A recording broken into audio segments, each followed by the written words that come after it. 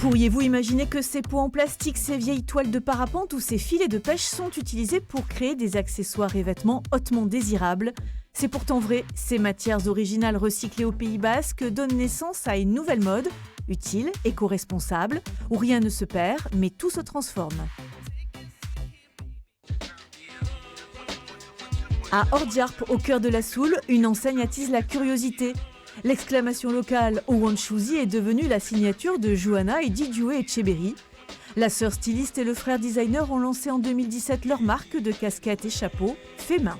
Je suis en train de coudre à la main, en fait d'assembler à la main la casquette. Donc c'est un peu la dernière étape de la fabrication de la casquette. Donc c'est un point en feston qu'on a pris à la traditionnelle espadrille de Moléon. Du 100% local et recyclé, car il n'y a rien de neuf dans la composition de ces modèles qui demandent chacun plusieurs heures de travail.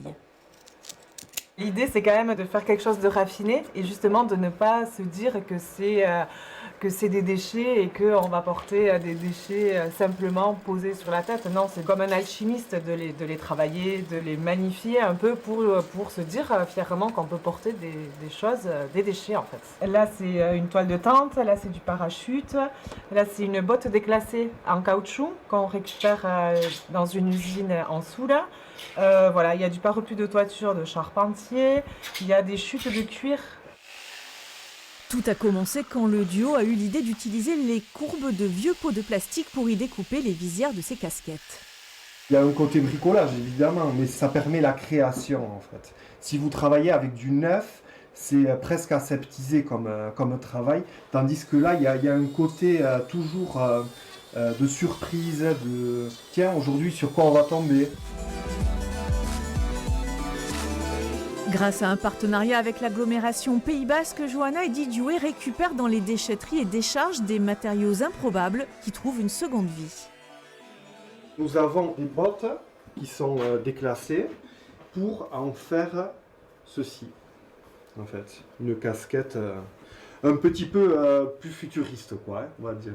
Ici, nous avons une botte, des embouts en chambre à air de tracteur et la couronne qui est en parachute. C'est dans ce garage que les déchets sont stockés, triés et nettoyés, prêts à être réinventés. Il n'y a aucune hiérarchie dans les matières. En fait, on va prendre vraiment le caoutchouc à égale valeur que le parapente, que le cuir et que le récipient plastique. Voilà, tout est unique et on prend vraiment pour ce que c'est. Toutes ces textures qu'on peut trouver ici sont pour nous magnifiques et autant les utiliser, leur donner une seconde vie en fait parce que c'est trop beau quoi.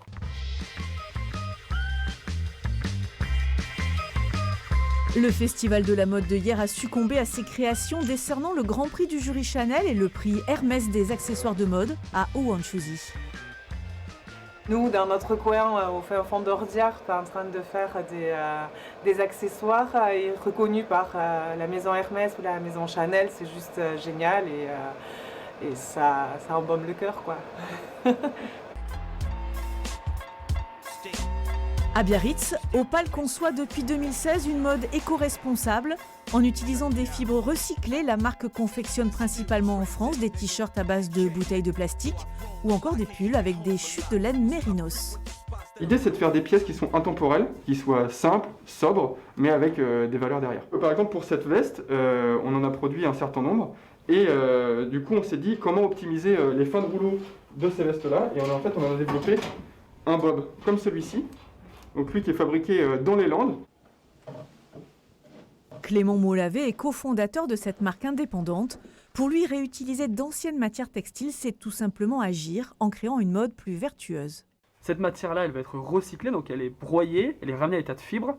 Et à partir du moment où on a des fibres, donc des fibres de coton, de laine, de polyamide ou autre matière, on en refait un fil, on en refait un tissu et on en refait un vêtement. Du coup, on travaille avec des ateliers français ou portugais au plus loin. Et l'approvisionnement des matières, on essaye d'avoir l'approvisionnement le plus local possible.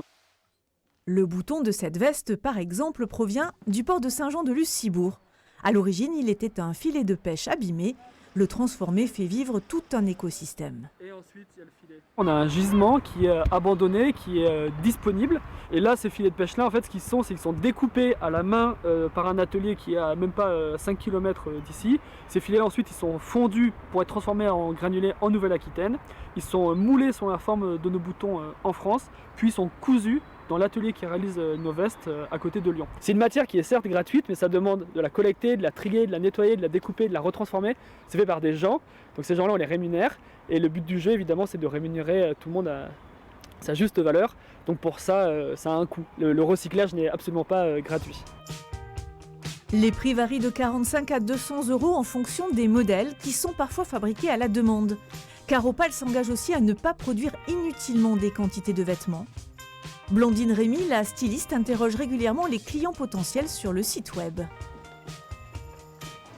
Une fois que j'ai une idée, on va créer un questionnaire en ligne pour solliciter la communauté et voir déjà si ça plaît. Ensuite, si ça plaît, on va faire les démarches de trouver les fournisseurs, trouver le fil ou le tissu qui correspond bien à ce produit. On voulait faire un haut en lin, mais on s'est rendu compte que ça a été très très cher et du coup que le client il n'allait pas forcément vouloir payer 75 € par exemple pour un t-shirt. Avec cette interaction, la marque joue aussi un rôle pédagogique en incitant le consommateur à réfléchir à l'impact de ses achats vestimentaires. On estime que la moindre des choses, quand un client nous confie son argent pour s'habiller chez nous, c'est d'être capable de dire d'où vient son vêtement, où va son argent, parce qu'en fait, aujourd'hui, on ne peut pas se permettre de ne pas savoir ce qu'on soutient. Utiliser des matières recyclées, favoriser les circuits courts, faire du Made in France, c'est possible et on veut montrer que la fast fashion n'est pas l'unique solution et qu'en fait on a les moyens en France de faire les choses très très bien et de s'habiller sans détraquer la planète. La marque fabrique environ 10 000 pièces par an, expédiées principalement en France dans des emballages réutilisables pour aller jusqu'au bout de la logique écologique.